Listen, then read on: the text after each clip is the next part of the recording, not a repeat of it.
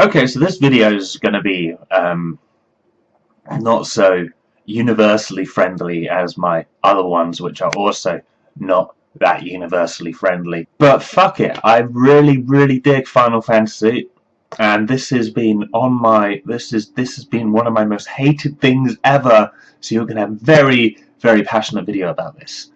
Right. If you don't know what Final Fantasy is, get out from under your stone and listen. Stone. Right, so Final Fantasy, it's a great game. It's a Japanese role-playing game. So your normal role-playing games, like your Western ones, like your Elder Scrolls, etc. Fuck that.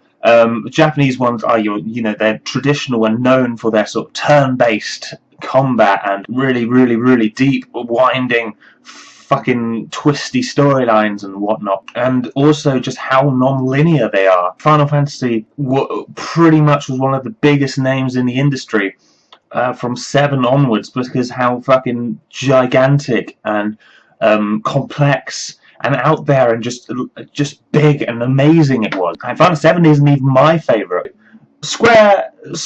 Final Fantasy was made by a company called Square, which then evolved into Square Enix, or Squeenix, or my personal favourite, bunch of cunts. So 7 was amazing, 8 was amazing, 9 was amazing, 10 was alright, 10-2 was shit, but that's not real, we don't go into that. That was like the first sequel of a Final Fantasy, so fuck off. 11 was an MMORPG, so I never played it because what's the fucking point? 12 was bad, but not as bad as people say. Like, it still was a Final Fantasy. It had some Final Fantasy flair to it. It was different. It tried to be different, which is Final Fantasy. Every different Final Fantasy has a different, unique thing about it. 7 had materia. 8 had drawing magic from the enemy and junctioning it to your own stats, which is what I loved about it. 9 was you learnt your abilities from your equipment, and you could only conjunction so much at a time. 10 had the sphere grid system, which was like all your stats was laid out in a giant fucking sphere grid, and rather than leveling up your character, you got sphere levels, which allowed you to move up the grid at certain steps. So like you start off and then suddenly you get +1 speed, +1 strength, etc., and you can move on to other sphere grids. Everyone had like their own starting sphere grid, and they could all move from there. It was very well thought out, but at the end everyone kind of became the same. It was pointless. 11, don't talk about that. 12 had the gambit system, which was really interesting. Like, you had to buy licenses to use certain weapons and stuff from there, and it was kind of like Dragon Age, and where you set out actions that could be automatically played. So if a character went below 25% health, you'd heal them automatically without being prompted. I like that stuff. I loved that in Dragon Age. I loved it in Final Fantasy 12. The problem with Final Fantasy 12 was it relied on drop chances. Very MMORPG sort of shit. You'd farm up. You'd go into this dungeon and kill this boss 30 times. And Hex Lord's Pauldrons would never fucking drop for you.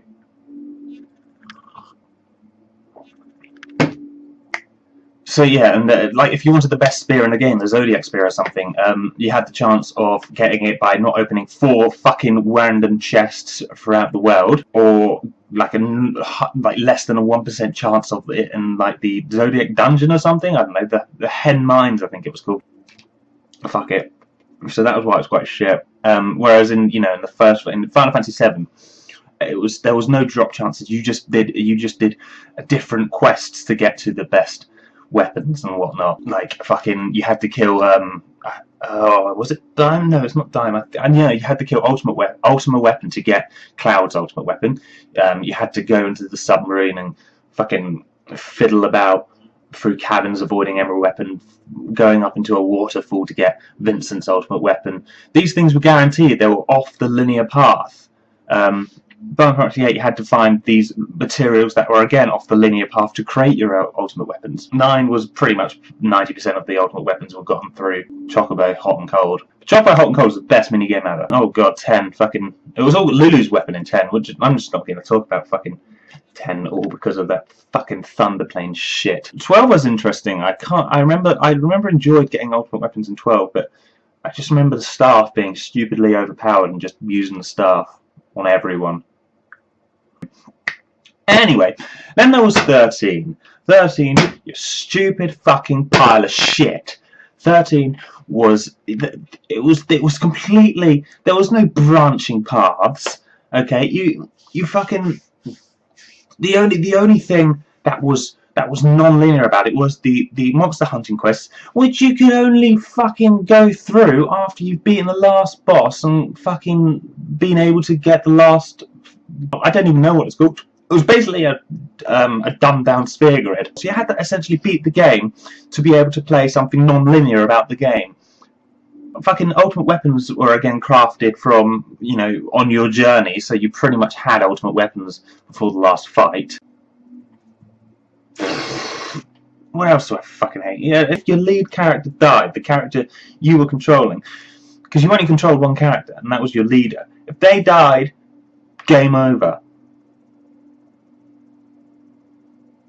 No, you know, there was no real tactic about it. I mean, you fucking just you just did this paradigm system, and you basically had a tank, a healer, and a DPS, a melee DPS or a magic DPS, and you basically just switched around, and then you fucking sat back and let them do their thing. There's 14, which is another MMO. I mean, they not learned from the first one, and then there's fucking 15 coming out, and it's not even turn-based. At least 13 was relatively turn-based. At least 13 had that sort of tiny little spark of, why am I holding a red pen? The tiny little fucking spark of RP, you know, the Final Fantasy thing that made it Final Fantasy. Just a tiny little bit in there. I mean, it was shit. It was awful. Very poorly thought out, but it was still there. And then 15. Have you looked at 15? They might as well just fucking call it Devil May Wank. Fucking load of shite. Just look up the trailer. It's not. It's basically they Squeenix cunts, whatever you want to call them. They seem to think that JRPGs aren't selling, but the fucking name Final Fantasy gave them, the reason they're on the fucking map in the first place, because of JRPGs. They seem to think that they're not selling anymore. So they've decided to dumb everything. Who's talking to me on Facebook? They decided to dumb everything down, and that's not what we want. There's only, fuck off. We need to keep this whole variety in the game industry. We don't need all these Call of Duties and all these fucking stupid cover shooters like Deus Ex, Human Revolution. The cover shooting bit kind of completely ruined what the original Deus Ex was about. And now they're fucking, they got in this head that it's not selling. So they dumbed what gave them everything. They've dumbed it down, and now it's shit. And they don't understand why no one's buying their shit games which they've made to appeal to more audiences, because the audiences that were not interested in Final Fantasy in the first place are still not interested in Final Fantasy in the first place. The people who are interested in Final Fantasy want Final Fantasies. Now all you're doing is alienating your audience that you have, that will bring you money. And you're trying to appeal to these cunts that don't fucking care. They're happy with their Call of Duties. They're happy with their God of Wars and whatnot. They don't want Final Fantasy. And I don't want to give them Final Fantasy. You know, if they can't handle story-driven games that, require a degree of tactics, then they can fuck off. Honestly. Cunts, all of them. Recently, Square Enix, I can't remember what the game was called, but they made some other JRPG that actually sold really well, and they made a statement like, "Oh, we lost our focus. So, it sold well, so we're going to get our focus back." Why the fuck did you lose it in the first place? There was no evidence whatsoever to suggest that JRPGs were not selling. I mean, the simple fact that 12 didn't sell as well as 7 is because 12 wasn't as good as 7.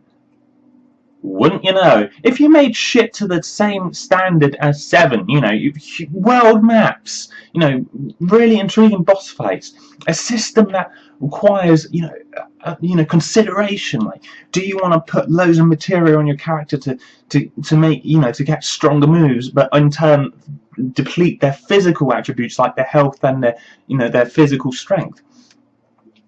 Little things like that. Now, same with Final Fantasy VIII. Do you want to, augment your magic into your stats, but then also trigger the point where you're not allowed to use magic because that would in turn lower your physical stats? There's these little things that make you think. 13 had none of that. 12 had none of that. They've destroyed Final Fantasy, and that was something I loved. It's like having a little puppy. Like you come home from school one day and there's a puppy waiting for you, and it's an adorable little pug or German Shepherd or whatever you love.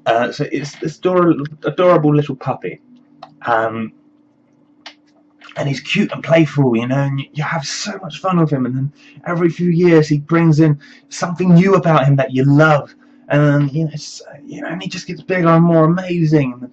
And then suddenly he turns into a dead parrot, and then you're trying to play with this dead parrot, and the dead parrot's not reacting. The dead parrot just wants to do normal dead parrot things, and that's not why you wanted a dead parrot. You bought a dog, not a fucking dead parrot. And that is a very accurate depiction of what has happened to Final Fantasy. What they need to do is get the dog back, a new playful puppy, and get rid of this fucking dead parrot. No one wants a parrot anyway. What kind of fucking pets are they? You might as well just wank into a goldfish bowl and call it a day.